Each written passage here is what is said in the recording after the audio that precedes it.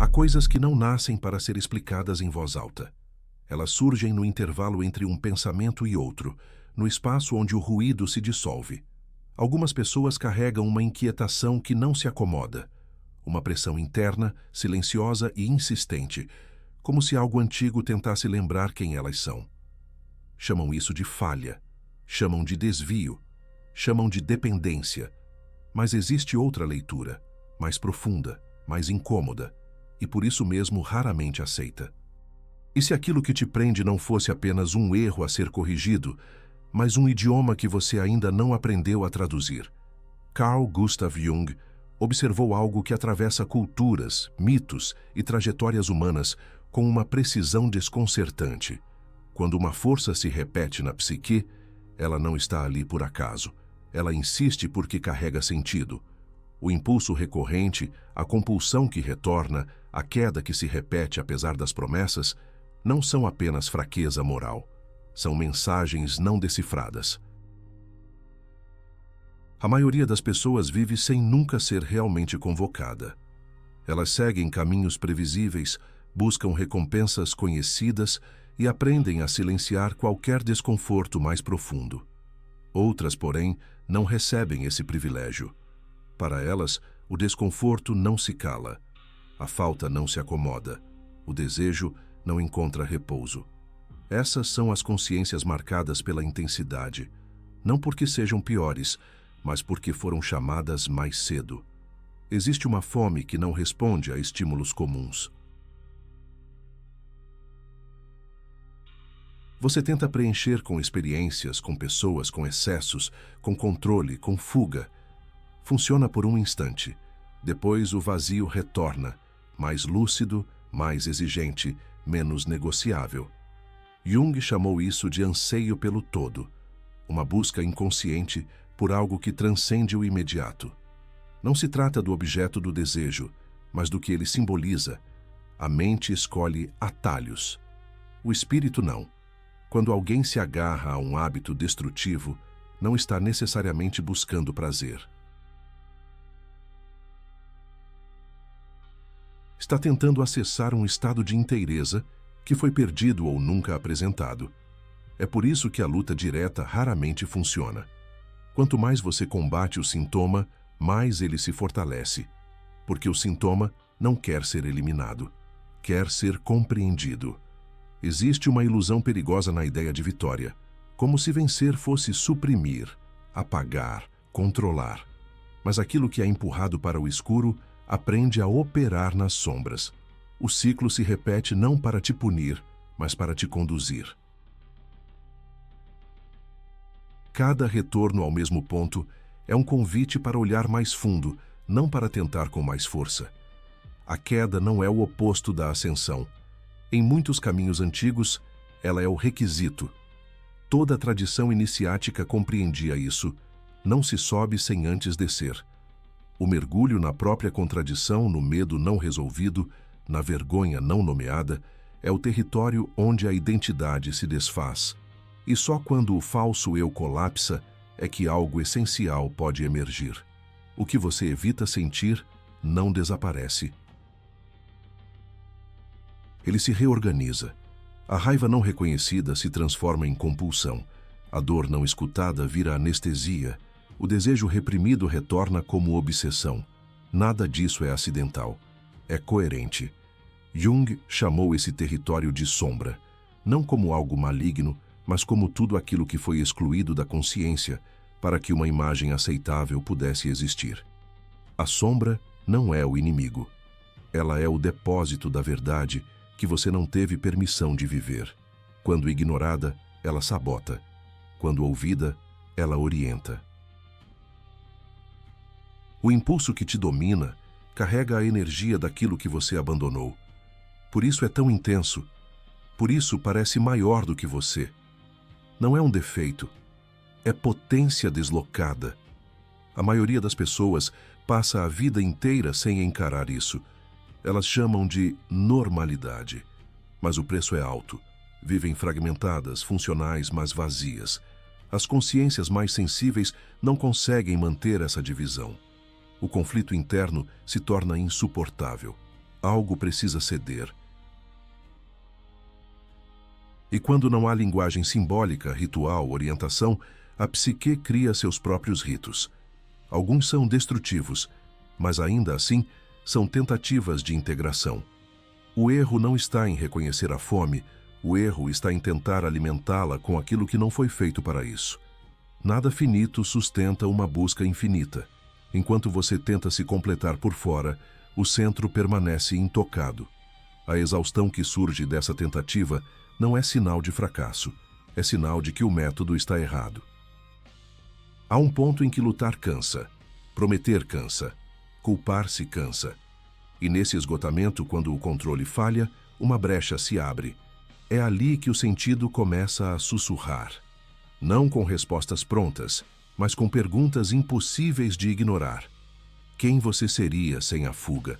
O que permanece quando o excesso cai? Que dor insiste em ser sentida? Essas perguntas não pedem ação imediata, pedem presença. A transformação não começa com força, começa com escuta. O silêncio não é vazio, é campo fértil. Quando você para de correr, o que surge não é o caos. É a verdade que estava sendo evitada. E a verdade, por mais desconfortável que seja, nunca vem para destruir. Ela vem para reorganizar. Este é apenas o início, não da solução, mas do encontro. O restante do caminho não pode ser apressado. Ele se revela passo a passo, queda a queda, integração a integração. Esse algo não tem nome, mas tem voz. Ele se manifesta como urgência, como impulso, como vontade que não pede permissão. Você sente antes de pensar, deseja antes de entender, e só depois tenta explicar a si mesmo por quê. A maioria das pessoas chama isso de fraqueza, outras chamam de tentação, algumas chamam de defeito de caráter.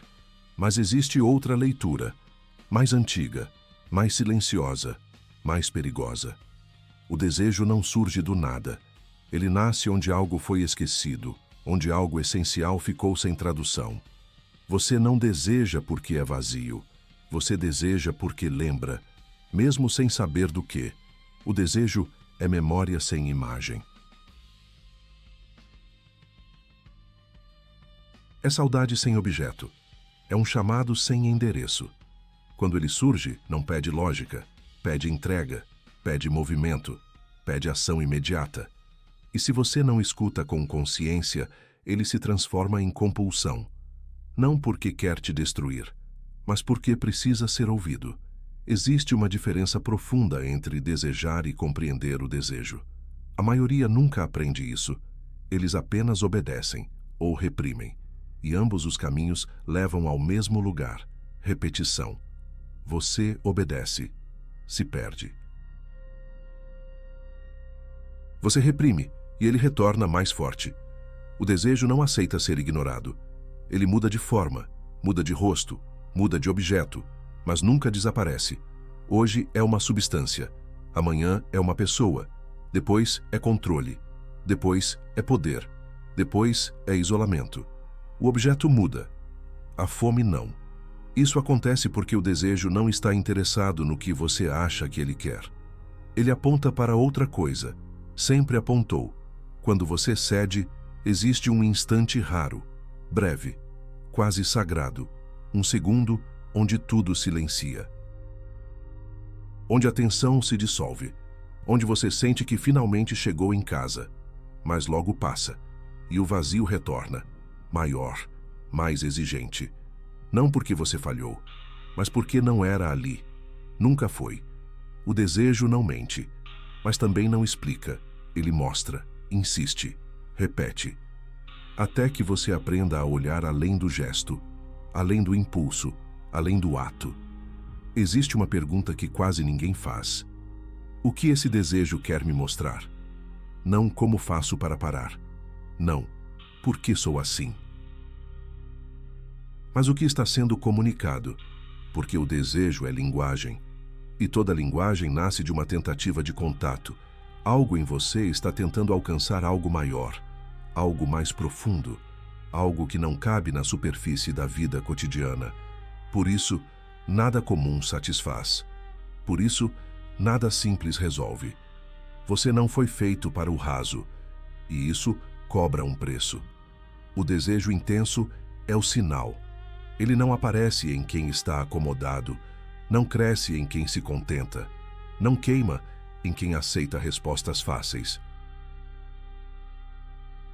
Ele escolhe os inquietos, os sensíveis, os que sentem demais, os que percebem que há algo errado em viver sem profundidade. Por isso você tenta preencher o tempo, o corpo, a mente, o silêncio, porque o silêncio revela, e você ainda não sabe o que fazer com o que ele mostra.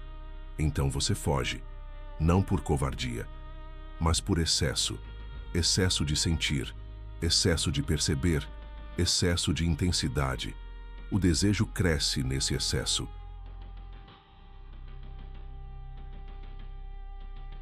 Ele se alimenta daquilo que não encontra espaço para existir conscientemente. Quando você não pode expressar, o desejo explode. Quando você não pode nomear, o desejo domina. Quando você não pode integrar, o desejo sequestra. E então começa o ciclo. Promessas, quedas, culpa, tentativas, silêncio, até que o desejo retorna, não como inimigo, mas como mensageiro persistente. Ele não vai embora, porque a mensagem ainda não foi compreendida. Você tenta calá-lo, mas ele só aprende a gritar. Você tenta controlá-lo, mas ele aprende a escapar. Você tenta odiá-lo, mas ele se fortalece, porque o desejo não quer guerra, quer tradução, e só existe uma forma de traduzi-lo: parar, não para resistir, mas para ouvir. Quando você sustenta o impulso sem agir por alguns instantes, algo raro acontece. Por baixo da vontade, existe uma emoção. Por baixo da emoção, existe uma lembrança. Por baixo da lembrança, existe uma ausência. E é ali que tudo começa a fazer sentido. O desejo não pede consumo. Pede encontro. Ele não pede fuga. Pede presença. Mas presença dói, porque revela. E você foi treinado a fugir do que revela. Por isso o desejo se tornou vício, não por maldade, mas por falta de escuta. Quando a linguagem não é compreendida, ela se torna ruído. E o ruído cansa, desgasta, quebra. Mas ainda assim é comunicação. Você não está falhando, você está sendo chamado. O desejo não quer te consumir, quer te conduzir. Mas só quem desacelera consegue ouvir para onde. E enquanto você não aprende essa escuta, o desejo continuará retornando, não para punir, mas para insistir, porque algo em você ainda não foi encontrado. E até que seja, nenhuma saciedade será suficiente. Existe um momento em que lutar cansa, não um cansaço físico, mas um esgotamento mais profundo, aquele em que você percebe que toda tentativa de subir termina exatamente no mesmo lugar. Você promete, planeja, resiste e ainda assim cai. Essa queda não acontece por falta de esforço, ela acontece apesar dele. E é nesse ponto que algo dentro de você começa a desconfiar. Talvez o caminho nunca tenha sido para cima. Talvez a direção estivesse errada desde o início. A maioria das pessoas vive tentando escapar da queda. Você, não. A queda parece encontrá-lo, repetidas vezes, com precisão, como se houvesse algo ali embaixo que você precisa ver. Algo que só se revela quando todas as defesas falham. A queda remove máscaras, arranca justificativas. Silencia o personagem que você aprendeu a interpretar. Quando você cai, não sobra energia para fingir. É por isso que dói tanto, não apenas pelo que se perde, mas pelo que se revela. Existe uma verdade incômoda. Enquanto a vida funciona, você consegue se esconder de si mesmo. Mas quando tudo desmorona, resta apenas o que é real. A descida não é punição, é exposição. E aquilo que é exposto não é bonito, é cru, contraditório, vergonhoso, mas também é verdadeiro. Há partes suas que nunca tiveram permissão para existir. sentimentos considerados excessivos, pensamentos considerados errados, desejos considerados perigosos. Então você os empurrou para baixo, e quanto mais fundo eles foram, mais força ganharam. A descida acontece quando o que foi enterrado não aceita mais permanecer oculto. Ela força o encontro. Você chama de recaída, mas é convocação. Você chama de fracasso, mas é revelação. Porque na descida, aquilo que você evita assume o controle. Raiva. Medo, carência, vazio, tudo sobe à superfície sem pedir autorização. E isso assusta. Assusta porque você foi ensinado que essas partes te definem negativamente, mas elas nunca foram más, foram rejeitadas. A descida é o território onde o rejeitado exige reconhecimento. Enquanto você tenta se manter inteiro, ela te fragmenta. Enquanto você tenta ser forte, ela revela sua vulnerabilidade. Enquanto você tenta controlar, ela te mostra o quanto você é limitado. E isso fere o ego profundamente. Mas é exatamente isso que precisa acontecer, porque enquanto o ego governa, não há escuta, só resistência. A descida quebra essa resistência. Ela te força a admitir: você não se conhece tanto quanto pensava, e talvez nunca tenha se permitido conhecer. Existe uma diferença entre identidade e verdade. Identidade é o que você constrói para sobreviver. Verdade é o que permanece quando tudo desaba. A descida dissolve identidades, rótulos, papéis, personagens. Tudo perde relevância. Resta apenas o ser humano nu diante de si mesmo. É por isso que tantos fogem, porque a descida não oferece distração. Ela exige presença, e presença dói quando há muito não vivido. Você tenta subir rápido demais, ignorar o fundo, mas o fundo retorna, não como castigo, mas como insistência. Nada se transforma sem ser visto, nada se integra sem ser atravessado. A descida é o caminho mais curto para o que foi negado. E negar custa caro, custa repetição, custa compulsão, custa perda.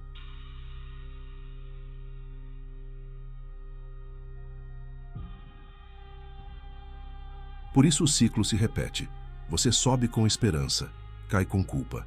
Sobe com força, cai com vergonha. Até que percebe.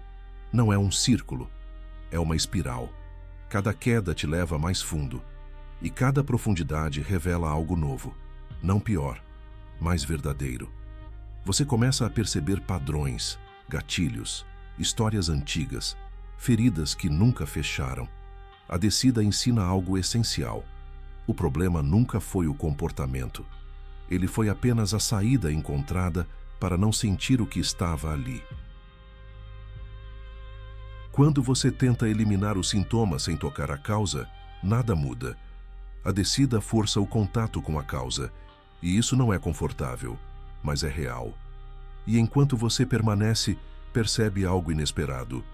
O fundo não é silencioso por acaso. Ele cala o mundo externo para que algo interno possa finalmente falar, não com palavras, mas com sensações, memórias sem imagem, dores sem nome. Você sente no corpo antes de entender na mente, aperto no peito, peso nos ombros, nó no estômago. Tudo isso sempre esteve ali. Você apenas estava ocupado demais para ouvir. A descida desacelera o tempo. Os dias parecem longos, as noites intermináveis, e é nesse espaço estendido que a verdade começa a emergir, não como resposta, mas como pergunta. Quem você é quando não está tentando ser aceito? Quem você é quando não precisa provar nada? Quem você é quando ninguém está olhando? Essas perguntas não exigem resposta, elas apenas permanecem, e a permanência é desconfortável. Você percebe o quanto viveu fugindo do vazio, preenchendo cada silêncio, com ruído, com hábitos, com excessos. A descida remove essas distrações, Ela te deixa a sós com aquilo que você mais evitou, você mesmo, sem filtros, sem performance. E isso assusta, porque você descobre que não sabe como ficar. Sempre esteve em movimento, sempre reagindo, nunca apenas sendo. No fundo, não há para onde ir. Não há mais o que consumir. Não há mais quem impressionar. Só resta estar. E no estar uma fissura se abre, pequena, quase imperceptível, mas real. É ali que algo novo começa. Não como força, mas como rendição. Você para de lutar contra a queda, para de chamar o fundo de inimigo, para de exigir que a dor desapareça e simplesmente a observa, sem julgar, sem interpretar. A dor, quando vista, muda. Ela deixa de ser ameaça e se torna mensagem. A descida ensina isso. Tudo o que insiste quer ser ouvido. Nada permanece sem motivo. Quando você escuta, o ciclo perde força. Não imediatamente, mas progressivamente. Você começa a notar pequenos espaços de clareza, momentos em que o impulso não domina, em que o vazio não exige preenchimento.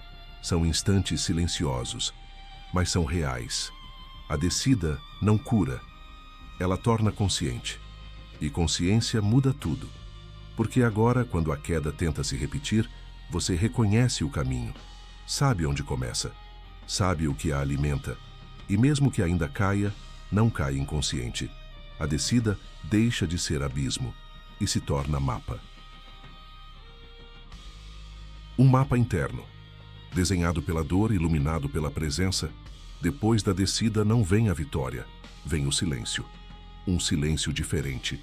Não o silêncio do vazio desesperado, mas o silêncio que surge quando a luta cessa. Você não sobe, você não entende tudo, você apenas para. Parar é mais difícil do que cair, porque cair ainda envolve movimento. Parar exige entrega, e entrega não é desistência, é reconhecimento. Reconhecer que existe algo além do seu controle, além do seu esforço. Além da sua força. Durante muito tempo, você acreditou que precisava vencer. Vencer a dor, vencer o impulso, vencer a si mesmo. Mas quanto mais lutava, mais cansado ficava. A rendição acontece quando você percebe. Nada disso precisava ser vencido. Precisava ser confiado. A rendição não é um ato dramático. Ela é quase imperceptível. Ela acontece quando você para de exigir respostas imediatas. Quando aceita não saber, quando aceita não controlar, quando aceita não entender. E mesmo assim permanece. Há algo profundamente humano em admitir limites e algo profundamente espiritual em descansar neles.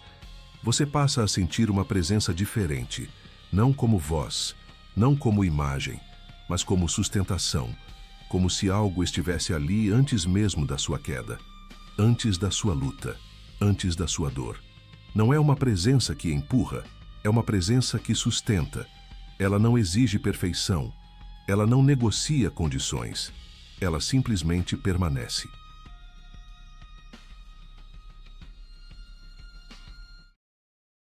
A rendição é confiar que você não precisa se salvar sozinho, que o peso não precisa estar inteiramente sobre seus ombros, que existe um descanso que não vem do fim dos problemas, mas do fim da resistência.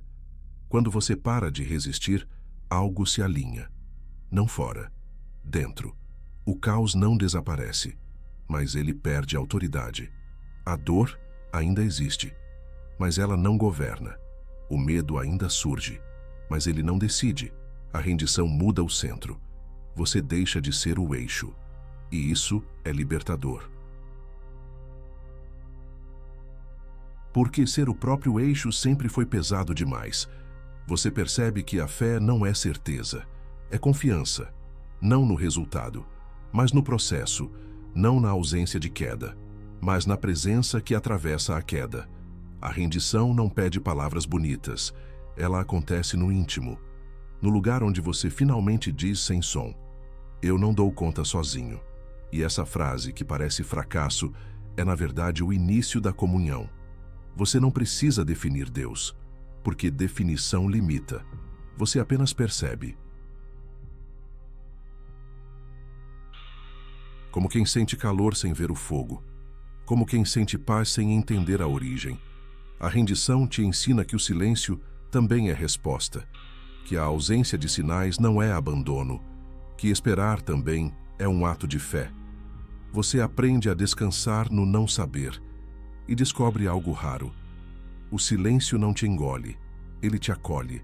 Você começa a viver com menos pressa, menos exigência, menos cobrança, não porque tudo ficou fácil, mas porque você não carrega tudo sozinho. A rendição não muda o mundo. Ela muda a forma como você habita o mundo, e isso muda tudo. Não há aplausos, não há luz intensa, apenas continuidade, um passo depois do outro, com menos medo, com mais presença. Depois da rendição, a vida não se transforma em algo extraordinário. Ela retorna ao que sempre foi. Dias comuns, gestos simples, silêncios entre uma tarefa e outra. Nada anuncia que algo mudou, e ainda assim, tudo mudou. Porque agora, você retorna diferente, não mais tentando provar, não mais tentando vencer. Não mais tentando se salvar. O retorno não é uma subida triunfal, é um caminhar discreto. Você acorda, respira, cumpre o dia, mas algo em você observa, não vigia. Observa, sem pressa, sem cobrança. A fé agora não é discurso, é postura. Ela aparece na forma como você reage, no tempo que você dá antes de responder, na escolha de não preencher todo o silêncio, no cuidado com o que você consome, no limite que você aprende a respeitar. O retorno silencioso não elimina as tentações.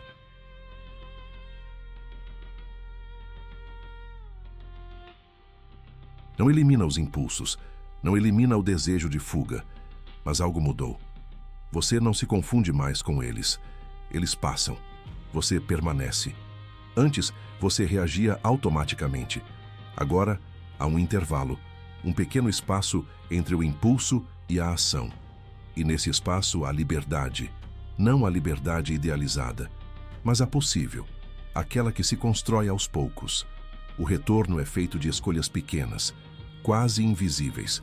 Escolher desligar, escolher parar, escolher não ir, escolher não responder agora. Escolher cuidar do corpo, escolher respeitar o cansaço. Nada disso chama a atenção, mas tudo isso sustenta. Você aprende que espiritualidade não é escapar do mundo, é habitá-lo com mais consciência, com mais presença, com mais silêncio interno. O mundo continua ruidoso, as pessoas continuam exigentes, as pressões continuam reais, mas você não carrega tudo como antes, porque agora, quando o peso retorna, você lembra, não é preciso enfrentar tudo sozinho. O retorno silencioso não é sobre perfeição, é sobre alinhamento. Quando você erra, percebe mais rápido. Quando cai, retorna mais cedo. Quando se perde, sabe o caminho de volta. Não porque memorizou regras, mas porque reconhece o estado. O silêncio interno vira referência. Você começa a valorizar coisas simples. Rotina, ritmo, limite, presença. Descobre que paz não é ausência de conflito, é ausência de guerra interna. O retorno não tem palco, não tem testemunhas. Ele acontece no íntimo, no modo como você vive quando ninguém está olhando. E isso é suficiente, porque aquilo que sustenta não precisa ser exibido. No fim, você entende algo essencial. O caminho não era para fora, nunca foi. Ele sempre foi para dentro. E agora, com passos simples, você segue, sem prometer, sem exigir, sem provar, apenas permanecendo. E se este silêncio fez sentido para você, talvez não seja por acaso. Talvez você também esteja aprendendo a retornar, sem pressa, no seu tempo, em silêncio.